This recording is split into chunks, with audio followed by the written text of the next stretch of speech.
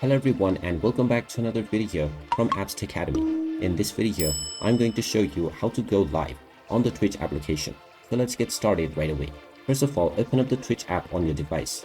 And if you haven't logged into your account already, proceed forward with your email address and your password, and you will be logged in and taken into the homepage. Now, if you wish to start your live stream, just tap on the plus icon at the bottom. And now you will have two different options. You can either stream your gameplay from this device, or you can also stream by using your camera and microphone. Just tap on whichever option you wish, and then proceed with enabling camera or microphone access if necessary. Once you allow these access, tap on the Got It button, and now you will be able to provide a title for your live stream.